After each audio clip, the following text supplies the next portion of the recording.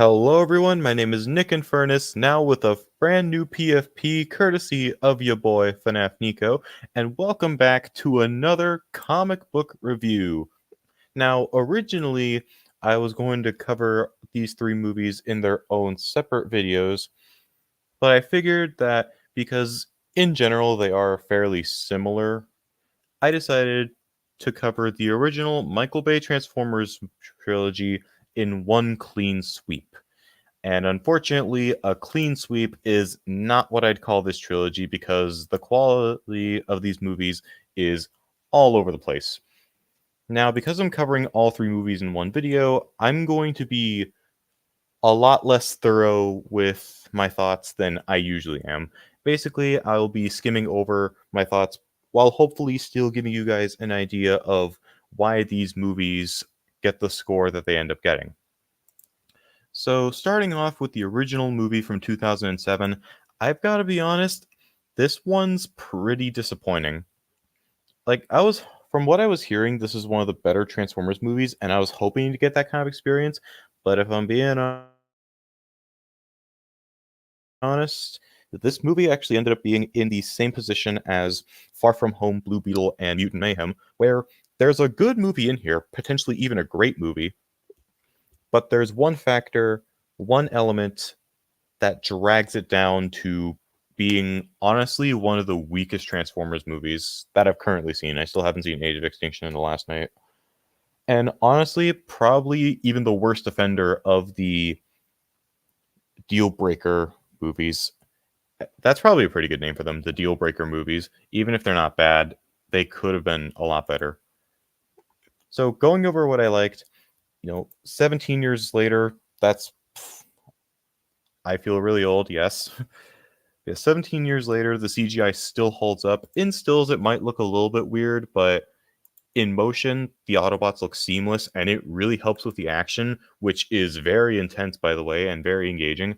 Optimus still feels like his classic self, like the strong, stoic leader who wants to, defeat the Decepticons while also keeping the humans safe. And the team feels like an actual team that cares about each other, whether that be keeping Bumblebee, wanting to keep Bumblebee out of the hands of Nest, or mourning Jazz when he dies during the third act, which is something that we don't really see again until Rise of the Beasts with Airraiser. And Steve Jablonsky's score definitely gives the movie an extra punch. However, despite everything that the movie does well, it unfortunately suffers from a one of the biggest bits of criticism that these movies have, and that's the humans, because holy crap, the humans in this movie absolutely blow. Giving credit where credit is due, Lennox and Epps are two of the better human characters in the Transformers franchise. I wouldn't put them in the same ranks as Noah, Elena, or even Charlie, or hell, even some of the 86 humans. Actually, the 86 humans are probably on par with these two.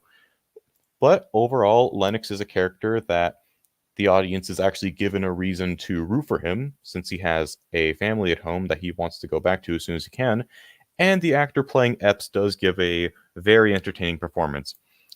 As for the rest of the humans, between Sam, Michaela, Sam's parents, and Agent Simmons, everyone falls into one of two categories: flat as a board of wood, or annoying as hell.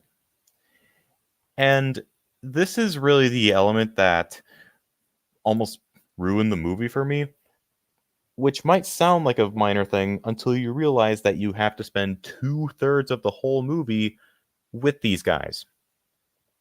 And yeah, sure, they have a bit of a role in the third act, but at least by then there's enough going on to where it is relatively ignorable. First two acts, it's a day in the life of Sam Witwicky with some extremely frustrating characters, and their dialogue really doesn't help either.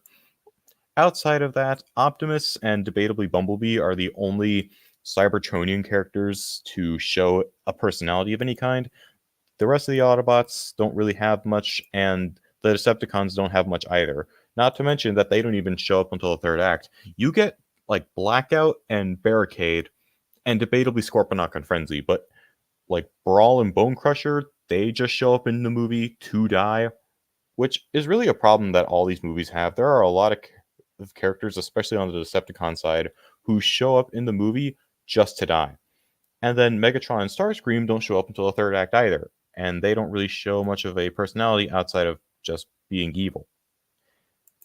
So overall, while I wanted to like this movie a lot more than I did, its characters, which is generally the aspect that I judge the hardest, hopefully that'll make a bit more sense when we get to the ratings. The characters drag this down a lot. Optimus, Lennox, Epps, and maybe Bumblebee, great. Everyone else, bland or frustrating. Still, the movie still got a better. I just said still in this twice in the same sentence. Good lord. That being said, the movie still ended up with a better fate than its sequel, Revenge of the Fallen. What a mess this movie is. Again, credit where it's due. The score and visuals still excellent. But man, you can really tell that the writers were rushed to write the script for this movie. To provide some context for the production of this movie, the production mainly took place during the 2008 writer's strike. So while this strike was happening, of course, during the writer's strike, there are, of course, writers that are contractually obligated. If you remember last year, if you remember that, it makes a lot more sense to remember it than for me to explain it. But basically, the writers are on strike to get better pay. So while they're doing that, Michael Bay and the rest of the team scouted out different locations that they wanted to use in the movie. And then, when the strike ended and the writers came back, they were basically told, hey, write something with these locations in it.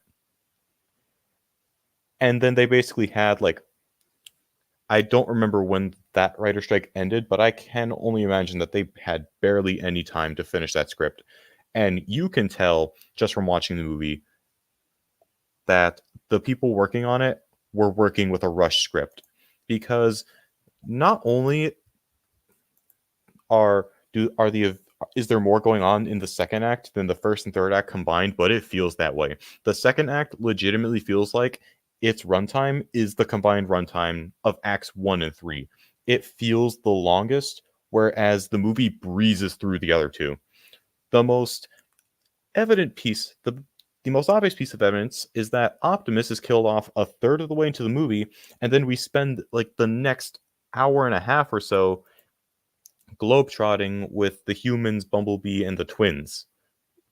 And Optimus, he's practically the face of the franchise. Back when I heard the point that Optimus is Transformers, I was going to bring up Bumblebee, but honestly, Bumblebee's kind of starting to take a bit of a backseat role from what I've noticed. And it is starting to go back more to Optimus, who is the true face of the franchise as the leader of the Autobots. So killing him off so early on to the movie and just having his death be glazed over, like, we're given no time to let that soak in whatsoever. And even the military, they just drop his body on the ground. Disrespect at its finest. So he's killed off early into the movie, and his death is glazed over. And then we're immediately thrown into the Fallen's takeover of Earth, or whatever that was. Him basically trying to awaken the Star Harvester to absorb the Earth's sun.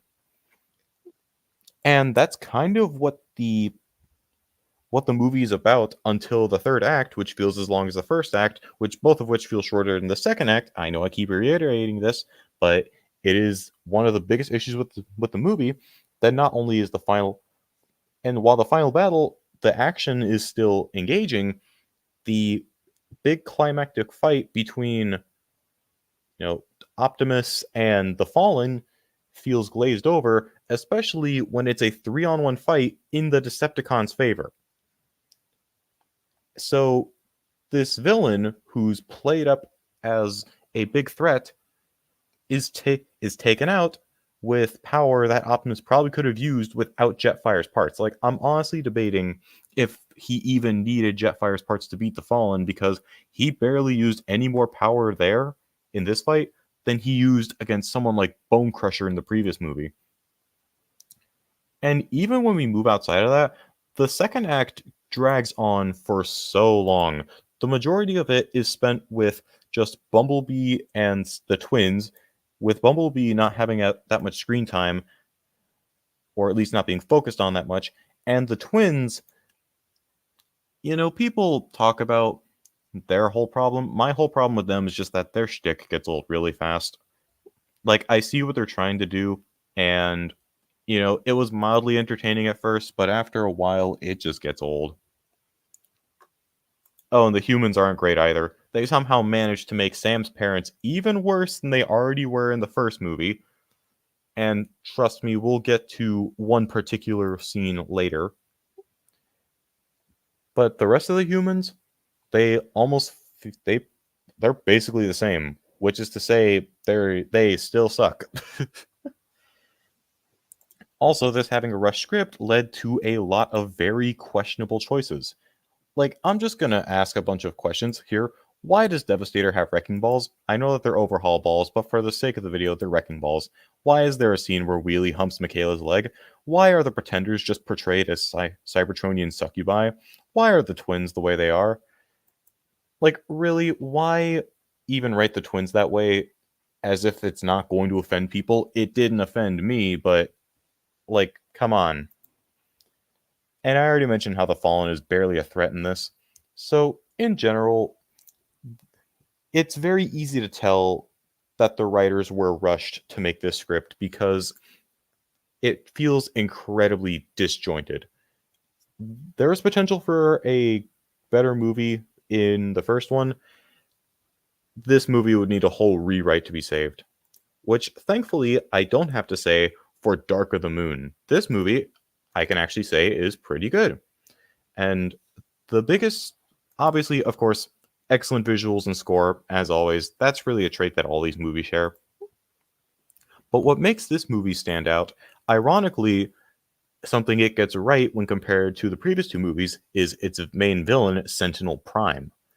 Now, Sentinel Prime to me is interesting because not only does he have a compelling motivation, but he also has a very interesting relationship with both Optimus and Megatron.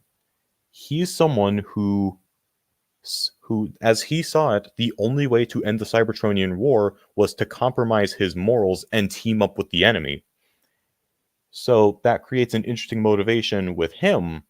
Meanwhile, when his Optimus's reaction to his betrayal, the way he sees it, there was another way. Where with Sentinel, there was no other way to do it than to make a deal with the enemy trying to kill them. And then you even take that up with Megatron, and he's very unhappy with the fact that Sentinel is basically hogging all of the command. To him, he's the one in charge, but Sentinel's taking that away from him, and that's ultimately what causes him to betray Sentinel at the end of the movie. In general, I'd argue that Sentinel is the most interesting villain in all three of these movies because it feels like there's actually a character there. And I'd say the movie also benefits from having Optimus in the movie for the majority of it. He's not in hiding for half of it like he's in the first movie, and unlike Revenge of the Fallen, he's actually alive for most of it.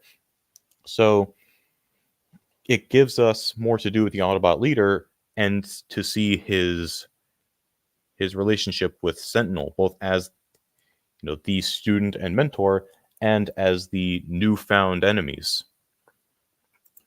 Along with that, I'd argue that this probably has some of the best action in the franchise, along with some of the most iconic action scenes, whether it be the highway chase with the Dreads or Prime's rampage at the end of the movie, or really just anything with the Driller. Driller in Chicago, that's a very intense scene, and again, the score helps. Now, one thing I really appreciated here is that the humans, with one exception that I'll get to later, have been mostly toned down. Sam's parents, they're back here. I'd argue that they're not even that annoying in this movie. They toned them down a lot, almost as if they were listening to the criticism. Then again, I don't know if they were actually criticized for being annoying in the previous movies, but they were. Did I forget that with Revenge of the Fallen, did I forget to mention that there's a whole scene where Sam and his dad are trying to basically, what's the word I'm thinking of? you know, there's a whole scene where they're trying to. I don't know if debilitate's the right word, but there's a whole scene where she's high on weed. Why didn't you guys just delay the movie? Anyways, back to Dark of the Moon. Honestly, the parents weren't as annoying as they were in the last two movies, and Michaela has been replaced with Carly, who I'd argue has a much better relationship with Sam and reacts pretty reasonably to his complete degradation of character. And speaking of Sam, that takes us right into the cons, which is that in the first act, holy shit, Sam.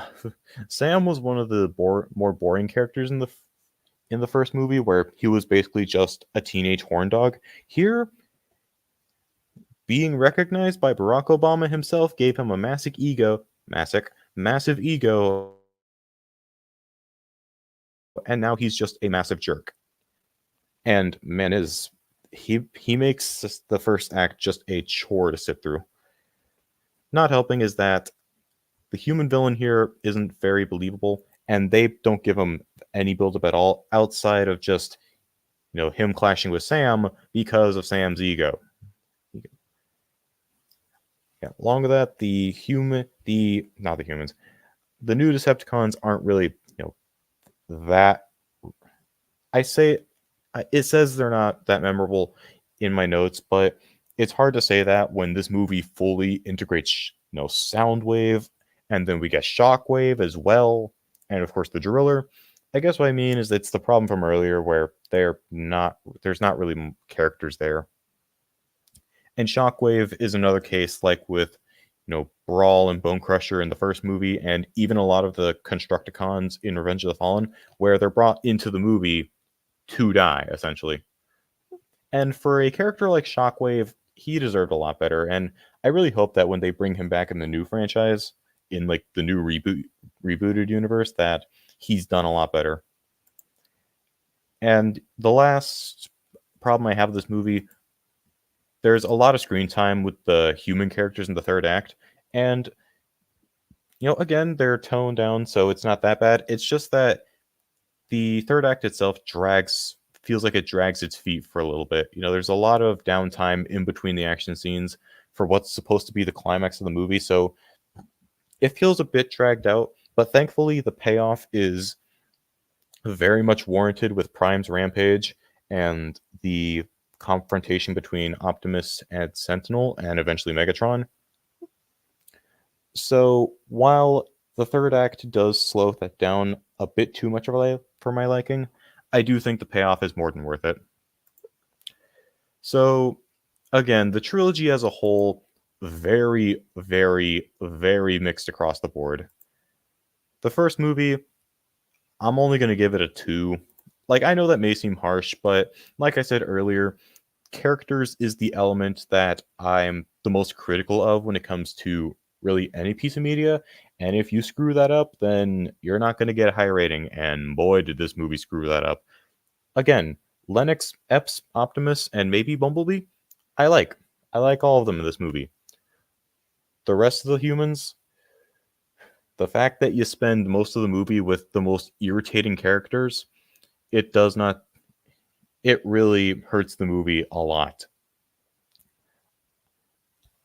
I mean, it still looks great for its time, and the score is pretty excellent, but considering how much of a pain it was to get through the first 2 acts, I feel like I can't give this movie anything higher. And unfortunately, Revenge of the Fallen is going down half a point to a 1.5.